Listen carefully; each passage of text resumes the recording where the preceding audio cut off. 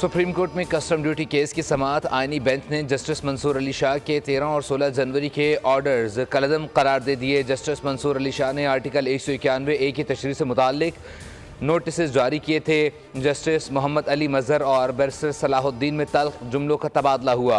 Justice Mohammad Ali मजहर बोले, मुझे तासुर मिल रहा है, आप यहाँ संजीदा नहीं हैं। बैरिस्टर सलाहुद्दीन का जवाब कहा, आप मेरी साख पर सवाल उठाएंगे तो वैसा ही सख्त जवाब दूंगा।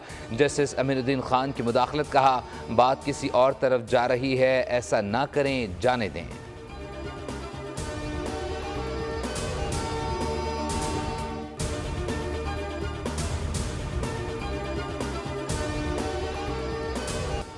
वफाकी हुकूमत का जस्टिस मंसूर अली शाह के फुल कोर्ट के तश्कील से मुताल्लिक ऑर्डर को चैलेंज करने का मामला गैर आइनी फैसला होने की वजह से वफाकी हुकूमत इसे चैलेंज करेगी। अटॉर्नी जनरल ने आइनी बेंच को वफाकी हुकूमत के फैसले से मुताल्लिक मौक़िफ़ से आगाह कर दिया। अटॉर्नी जनरल ने बताया, फैसले में जस्टिस मंसूर अली शाह ने असखुद नोटिस का इख्तियार इस्तेमाल किया।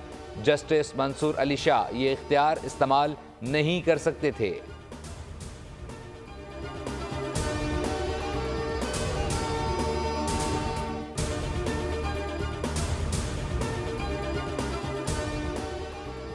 मौसमियाती तब्दीली से निपटने के लिए इंडोनेशिया बांग्लादेश ने इकदाम किए। आबादकारी के मसाइल हल करने के लिए इकदाम करना होंगे।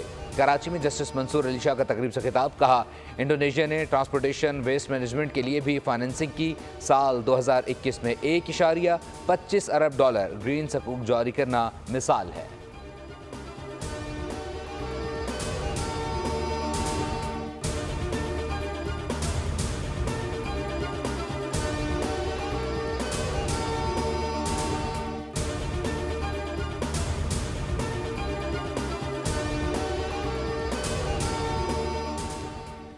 सेहत की सहूलियात के हवाले से इस्लामाबाद को पूरे मुल्क के लिए ऐसा मॉडल बनाया जाएगा कि तमाम सूबे इसकी तकलीद करें। वज़ीर आज़म की वफाकी हुकूमत के ज़ेर इंतज़ाम सेहत की देखभाल के निज़ाम को जदीद खतूत पर इस्तवार करने की हिदायत।